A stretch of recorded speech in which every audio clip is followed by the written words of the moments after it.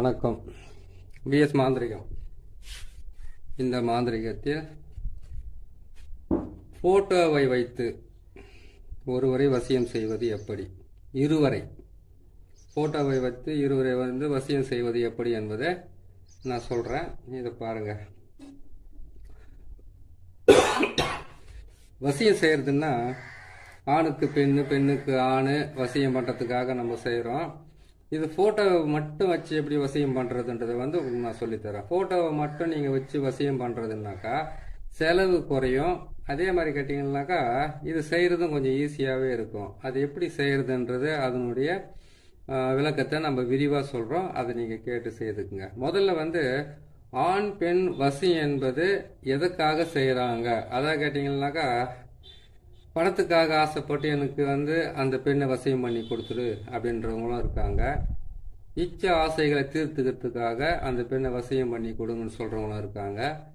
இல்லை அவங்க குடும்பத்தில் தீராத பிரச்சனைகளால் எங்களுக்கு தொல்லை பண்ணிக்கிட்டு இருக்காங்க, அதனால அந்த பொண்ணையோ இல்லை அந்த ஆணையோ வசியம் பண்ணி கொடுத்தீங்கன்னாக்கா அதை வச்சு நான் பழி வாங்கணுன்ற ஒரு எண்ணமும் இருக்கு. இல்லை ஒரு பெண்ணை இவரை நேசிச்சிருப்பாங்க, அவங்க அவங்கள விட்டுட்டு விலகி போயிருப்பாங்க. அப்படி விலகி போய் திருமணம் ஆயிருந்தாங்கன்னாக்கா அது பழி வாங்குற எண்ணத்துல வசியம் பண்றதும் ஒன்று இருக்கு. இல்லைன்னா ஒரு பெண்ணை வசியம் பண்ணி தவறான உறவுகளை ஏற்படுத்தி அது மூலியமா அந்த பெண்ணை அழிக்கிறதுக்காகவோ இல்லை அதே நிலையில ஒரு ஆண் இவங்களுக்கு கிடைக்கலன்றதுக்காக வசியம் பண்ணி அவங்க வாழ்க்கை அழிக்கிறதுக்காக கூட வசியம் இருக்குது. இது அந்த மாதிரி வசியமெல்லாம் எதுவுமே கிடையாது. ஒரு கணவனோ ஒரு மனைவியோ இல்லை ஒரு ஆணோ ஒரு பெண்ணோ உண்மையான அன்பு, உண்மையான காதல், உண்மையான நேசம் கொண்டிருந்து சில தவறான மாந்திரீகத்தினால அவங்க பிரிக்கப்பட்டு இருந்தாவோ இல்லை யாராவது சொல்லி அவங்களுடைய பிரிக்கப்பட்டு இருந்தாவோ, கிரக தோஷத்தினாலேயோ இல்லை கிரகங்கள் மாறக்கூடிய சூழ்நிலையினாலேயோ அவங்க மனமாற்றம் ஏற்பட்டு இருந்தா அதிலிருந்து அவங்களுக்கு நிரந்தரமான ஒரு ஒற்றுமையும் ஒரு வசியத்தையும் செய்து கொடுக்கறது தான் இந்த போட்டோவை வைத்து வசியம் செய்வது எப்படி வசியம் செய்யறதுன்னு போட்டிருக்கோம் நம்ம. இது செய்யறதுக்கு நீங்க முதல்ல செய்ய வேண்டியது கேட்டீங்கன்னாக்கா எந்த ஆண் எந்த பெண்ணை விரும்புறாங்க, எதுக்காக விரும்புறாங்க, முதல்ல செஞ்சு கொடுக்க வேண்டியது அந்த வசின்றது கணவன் மனைவிக்காக செய்து கொடுக்கணும். அதான் கேட்டீங்கன்னாக்கா குடும்ப சூழ்நிலையால பிரியப்பட்டவங்களும் இல்லை கேட்டீங்கன்னா தாய் பேச்சு கேட்டுக்கிட்டு பிரியப்பட்டவங்களும் இல்லை தகப்பன் பேச்சு கேட்டுக்கிட்டு பிரியப்பட்டவங்க, சண்டையால பிரியப்பட்டவங்களும், அப்படி இல்லைன்னு கேட்டீங்கன்னாக்கா மற்றவங்க பெண் மேல தவறான ஒரு இது சொல்லியிருந்தாங்களோ அது மூலியமா பிரிஞ்சிருந்தாலும் இல்லை ஆண் மேல தவறு இந்த இப்படியெல்லாம் செய்யறான்றதுக்காக குடும்பத்திலிருந்து சூழ்நிலையால் பிரியப்பட்டவங்களுக்கும் நாம கணவன் மனைவியா இருக்கிறவங்களை காரணமே இல்லாம பிரிஞ்சு இருக்கிறவங்களுக்கு ஒரு நல்ல ஒரு உறவை ஏற்படுத்தி கொடுக்கறதுக்கு தான் இந்த போட்டோவை வச்சு வசியம் செய்வது எப்படி அப்படின்ற தலைப்பை நம்ம வச்சிருக்கோம். இது செய்யணும்னு கேட்டீங்கன்னா முதல்ல அந்த பெண்ணுடைய யார் பிரிஞ்சு இருக்காங்களோ அவங்க ரெண்டு பேருடைய, அதாவது பிரிஞ்சு இருக்கிறவங்களுடைய காலடி மண்ணும் வேணும், பிரியப்பட்டு தனிமையில நிற்கிறாங்களா அவங்களுடைய காலடி மண்ணும் வேணும். இந்த ரெண்டு காலடி மண்ணோட சேர்த்து நம்ம என்ன செய்யணும்னு கேட்டீங்கன்னாக்கா பச்சரிசி மாவு, ரெண்டாவது கேட்டீங்கன்னாக்கா நம்ம ஊருக்குள்ள இருக்கக்கூடிய நல்ல, அதாவது கேட்டீங்கன்னாக்கா அரச மரமோ இல்லைன்னு கேட்டீங்கன்னாக்கா ஆலமரமோ, இந்த அரச மரம் தாண்டியோ ஆலமரம் தாண்டியோ எங்க இருந்தாலும் சரி அந்த அந்த மண்ணு கொஞ்சம் எடுத்துக்கலாம். அடுத்தது கேட்டீங்கன்னாக்கா இந்த பாழடைஞ்ச புத்து எல்லாம் இருக்குமா இடத்துல புத்து இருக்கு, அந்த இடத்துல மண் எடுக்கக்கூடாது. கோயில் அந்த புத்தை சாமியா கும்பிட்டு அது மேல மஞ்சள் குங்குமத்தெல்லாம் தூவி இருப்பாங்க. அந்த இடத்துல பாத்தீங்கன்னா சூளமெல்லாம் அங்க குத்தி வச்சிருப்பாங்க. அந்த மாதிரி நல்லா வளர்ந்துகிட்டு இருக்கிற நல்லா வளர்ந்துகிட்டு இருக்கிற அந்த புத்தோட மண்ணு கொஞ்சம் தேவைப்படும். அதாவது இவங்க ரெண்டு பேருடைய காலடி மண்ணு, அந்த புத்து மண்ணு, அப்படின்ட்டு அரச மரமோ ஆலமரமோ, ஆலமரமா இருந்தா ரொம்ப நல்லதுதான், அரச மரமா இருந்தா நல்லதுதான். அதுக்கு கீழே இருக்கக்கூடிய கொஞ்சம் மண்ணை கொண்டு ஒரு உருவ சிலையை, ஒரு உருவ பொம்மையை செய்யணும் நம்ம. இதுதான் இந்த மாதிரி ஒரு உருவ பொம்மையை நம்ம செய்து, இந்த உருவ பொம்மையை அந்த மண்ணில் தான் செய்திருக்கோம். இதுல செய்துட்டு என்ன பண்ணணும்னு கேட்டீங்கன்னாக்கா இந்த மாதிரி ஒரு தகடு எடுக்கிறோம். இந்த தகடு எடுத்து இதுல 6 கோணம் போட்டிருக்கோம் பாத்தீங்களா. 6 கோணத்தை நம்ம போட்டு இந்த 6 கோணத்துக்குள்ள என்ன பண்ண கேட்டீங்கன்னாக்கா வசி இங்க கீழே போட்டிருக்கோம் பாருங்க. இந்த சக்கரத்தை பார்த்துக்குங்க. இந்த சக்கரத்தை நம்ம போட்டுட்டு இதுல பாத்தீங்கன்னாக்கா நடுவில் வான்ற எழுத்தை போடுறோம். அதுக்கப்புறம் வசிய வசிய அப்படின்ற எழுத்து தான் போட்டிருக்கோம். இந்த சக்கரத்தை வந்து பார்த்தீங்கன்னா நான் மஞ்சள்லையும் குங்குமத்தாலையும் போட்டிருக்கேன். முதல்ல வந்து திருநீரால போட்டிருக்கேன்.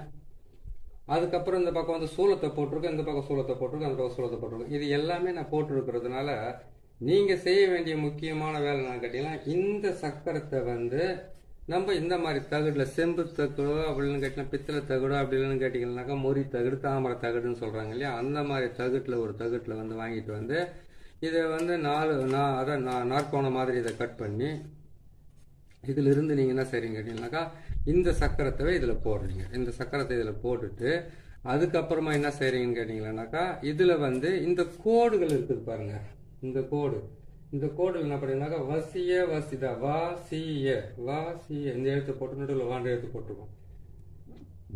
இதை சுற்றி வந்து கேட்டிங்கனாக்கா யார் பிரிஞ்சிருக்காங்களோ அவங்களுடைய பேர், யார் பிரிஞ்சு தனிமையில் வாடிக்கிட்டு இருக்கா அவங்களுடைய பேர் இந்த வட்டத்துக்குள்ளவே உள்ளவே போட்டுட்டு இதுக்கு கஸ்தூரி, குங்குமப்பூ, ஜவ்வாது, அதுக்கப்புறம் என்னக்கா புணுக்கு இந்த வாசனை திரவியங்களில் வந்து நீங்கள் சேர்க்கணும். அதே மாதிரி கேட்டால் முக்குடலும் சேர்க்கலாம் இதுக்கு. அப்படின்னு கேட்டால் வெறும் சவ்வாது மட்டும் கூட சேர்த்து கூட நீங்கள் வாசனை திரவியங்களை வந்து வசியத்துக்கு கண்டிப்பாக பிரயோகம் பண்ணியே ஆகணும்.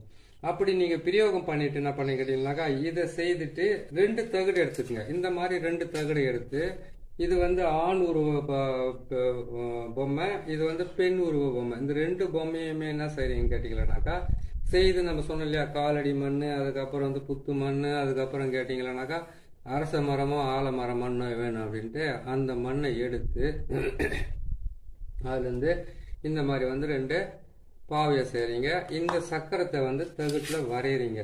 தகுட்டில் வரைஞ்சி இந்த சக்கரத்தை என்ன பண்ணுறீங்கன்னு கேட்டிங்கன்னாக்கா 2 சக்கரத்தை அதை கேட்டிங்கனாக்கா 2 தகுடு என்ன பண்ணுறீங்கன்னு கேட்டிங்கனாக்கா இந்த ஆண் உருவத்தில் வந்து ஆண் யார் பிரிஞ்சிருக்காங்க பாருங்க, ஆணை விட்டுட்டு பெண் பிரிஞ்சு போயிருக்காங்களா அவங்களுடைய அந்த சக்கரத்தை எழுதி அவங்களுடைய பெரியவங்களுடைய பேரை எழுதி யார் பிரிஞ்சு இருக்காங்களோ அவங்களுடைய பேரை எழுதுறீங்களா, எழுதிட்டு இதே சக்கரத்தை கொண்டு வந்து எந்த ஆண் பிரிஞ்சு அதாவது பிரியப்பட்டவங்களுடைய பேரை எழுதி பிரியாம உங்களை தேடி வந்திருக்காங்க பற்றி அவங்களுடைய உருவபொம்மையில் வந்து இதை வந்து நெஞ்சுக்கு நேரம் வந்து இதை குத்தி விட்டுருங்க. அந்த பொம்மை பாவையில் குத்தி விட்டுட்டு என்ன பண்ணுறீங்க கேட்டிங்கன்னாக்கா அந்த ஃபோட்டோவும் வச்சு என்ன பண்ணுறீங்க இதில் வச்சு செஞ்சுட்டு இதிலே வச்சுட்டு என்ன பண்ணீங்கன்னாக்கா 2 ஃபோட்டோவும் 2 அந்த தகடிகளை வச்சுட்டு ஆண் பொம்மை பெண் பொம்மை 2த்தையுமே வந்து கணவன் மனைவி மாதிரி 2 பேரும் வந்து ஒன்றா சேர்த்துனது.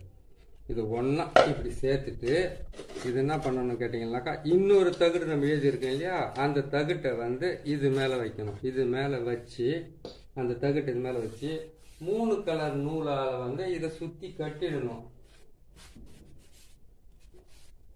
இது 3 கலர் நூலால் இதை நம்ம சுற்றி என்ன பண்ணணும்னு கேட்டிங்கன்னாக்கா ஒத்த நூலால் கட்டக்கூடாது, 3 கலர் நூலால் தான் இதை கட்டணும். இதை நீங்கள் இப்படி கட்ட வேண்டியதாக இருக்கும். இதை கட்டிட்டு நீங்கள் என்ன செய்கிறீங்கன்னு கேட்டிங்கன்னாக்கா இதை கொண்டு போயிட்டு மயானத்தில் தலைப்பகுதியில் புதைக்கணும். அதுவும் கேட்டிங்கன்னா துர்மரணம் ஏற்படாத ஆளாக இருக்கணும். நல்லா வாழ்ந்து கணவன் மனைவி ஒற்றுமையாக இருந்து நல்லா வாழ்ந்து மடிஞ்சவங்களுடைய அந்த பிணத்து புதைச்சிருக்காங்க இல்லையா அங்கே தலைப்பகுதியில் வந்து இதை புதையுங்க. இதை புதைச்சிட்டு இதுக்கு வந்து நான் கேட்டிங்கன்னா ஒரு எலுமிச்சை பழத்தை பலி கொடுங்க. நான் சொன்ன மாதிரி இதே தகுட்டை வந்து நீங்கள் என்ன பண்ணி கேட்டிங்கன்னாக்கா இதில் எழுதி ஆண் பேரையும் பெண் பேரையும் போட்டு எழுதி யார் பிரிஞ்சுட்டு இருக்காங்க அவங்கள சேர்த்து வையன்னு உங்ககிட்ட வந்தாங்களோ அவங்க கையில் என்ன பண்ணுங்க இந்த தகுட்டை எழுதி இதில் வந்து நான் சொன்ன மாதிரி வாசனை திரவியங்களை போட்டு இதோட சேர்த்து என்ன பண்ணுறீங்கன்னு கேட்டிங்கன்னாக்கா நீங்கள் தொட்டா சினிங்கி இருக்குது பார்த்தீங்களா, தொட்டா சுருங்கி அது வந்து 9 வகையில் இருக்குது. தொட்டா சுருங்கி அதில் வந்து கேட்டிங்கன்னா நம்ம இந்த வயலட் கலரில் பூ பூக்கும். அதனுடைய வேர் எடுத்து இதில் அந்த தகுட்டோட சேர்த்து நீங்கள் என்ன பண்ணி ஒரு தாயத்தில் போட்டு அவங்க கையில் கொடுத்தீங்கன்னா அதை பசும்பாலில் போட்டுக்கிட்டு வந்தாங்கன்னா தொடர்ந்து உங்களுக்கு சீக்கிரமாக வசியமாகி அந்த வசியம் மூலியமாக வந்து கணவன் மனைவி ஒற்றுமை, பிரிஞ்சு இருக்கிற உண்மையான காதலர்கள் ஒற்றுமை, பிரிஞ்சு இருக்கிற குடும்பத்துக்குள்ளே இருக்கக்கூடிய தம்பதிகளுடைய ஒற்றுமை, அந்த மாதிரி வந்து ஒவ்வொருத்தருக்கும் வந்து ஒற்றுமைகளும் வசியமும் கிடைக்கும். அதுக்கு வந்து கண்டிப்பாக நீங்கள் செய்ய வேண்டியது வந்து வெள்ளிக்கிழமை நீங்கள் என்ன பண்ணுறீங்க கேட்டிங்கன்னாக்கா அந்த நான் சொன்ன மாதிரி வந்து தொட்டால் சுருங்க வந்து வேரை எடுத்து நீங்கள் முதல்ல வீட்டில் வச்சுக்கோங்க. வச்சுக்கிட்டு நான் சொன்ன மாதிரி இதெல்லாம் வந்து என்னைக்கு போடணும் இந்த சக்கரை தேவை நல்லா கேட்டுங்க. நீங்கள் போட வேண்டிய நாள் வெள்ளிக்கிழமை அன்னைக்கு சுக்கிர உரையில் போடணும். வெள்ளிக்கிழமை 6லேருந்து 7 வரைக்கும் சுக்கிர உரை தான். அந்த சுக்கிர உரையில் நீங்கள் தாராளமாக செய்யலாம். இல்லை அமாவாசை அன்னைக்கு செய்யலாம். அமாவாசை அன்னைக்கு செய்யும்போது அது நல்லா கேட்டிங்களா, வைகாசி மாதமோ அப்படின்னுட்டு ஆடி மாதமோ. ஆடி மாதன்றது தெய்வத்துக்கு தானே ஒதுக்கியிருக்காங்க, கிடையாது. ஆடி மாதன்றது சந்திரன் வந்து ஆட்சி புரிகிற வீடு. வைகாசி மாதன்றது உச்சம் பெறுற வீடு. அந்த வீட்டுங்களில் வந்து அமாவாசை டைமில் வந்து சூரியனும் சந்திரனும் ஒன்றா சேர்ந்து இருக்கும்போது கணவன் மனைவிக்காகவோ பிரிஞ்சு இருக்கிற காதலர்களுக்காகவோ பிரிஞ்சு இருக்கிற ஒரு உறவுக்காகவோ நம்ம வசியம் போட்டோம்னாக்கா அந்த வசியம் எண்ணி நாள் ஒரு வாரத்துக்குள்ளே நல்லபடியாக நடக்கும். அதை நீங்கள் பார்த்து செய்து கொடுங்க. அதே மாதிரி கேட்டிங்களானாக்கா ஆனி மாதத்துலேயும் செய்யலாம். அதே மாதிரி கேட்டிங்களானாக்கா நீங்கள் ஆவணி புரட்டாசி ஐப்பசி மாதத்துலேயும் செய்யலாம். இந்த மாதத்துல எல்லாம் செய்யலாம். ஏன் அந்த மாதத்துங்களெல்லாம் செய்யலாம்? மற்ற மாதம் குருனுடைய வீட்டுங்களில் வந்து சூரியனும் சந்திரனும் சேர்ந்து நின்னாவே அது வந்து வசியம்தான். சந்திரனுடைய வீட்டில் வந்து சேர்ந்து நின்னாலே அது வசியம்தான். அதே சூரியனுடைய வீட்டில் வந்து சேர்ந்து நின்னால வசியம் தான். இது வந்து கேட்டிங்கன்னாக்கா பஞ்சபட்சி, அதுக்கப்புறம் ஜோதிடம், அதுக்கப்புறம் மாந்திரிகம், இது எல்லாம் கலந்து செஞ்சு தான் உங்களுக்கு வந்து எல்லாமே வந்து ஈஸியாக முடியும். இந்த வேலையை நீங்கள் செய்து கொடுங்க. நீங்கள் செய்து கொடுக்கறதுனால வந்து நல்ல நன்மைகளும் நல்ல ஒரு பலிதமாக அவங்களுக்கு சீக்கிரமாக கிடைக்கும். வசியம் என்பது வந்து இப்படி செய்கிறதுனால வந்து நாட்கள்லேயே சொல்லி கொடுக்கலாம். 7 நாள், 9 நாள், 11 நாள், அது ஈஸியாக ஒவ்வொருத்தருக்கும் வந்து 3 நாளில் கூட முடிஞ்சிடும் அந்த வேலையை. இதை செய்து கொடுங்க. உண்மையாக நடக்கும், நல்லபடியாக நடக்கும். இன்னொரு நல்ல பதிவில் உங்களை நான் சந்திக்கிறேன். நன்றி, வணக்கம்.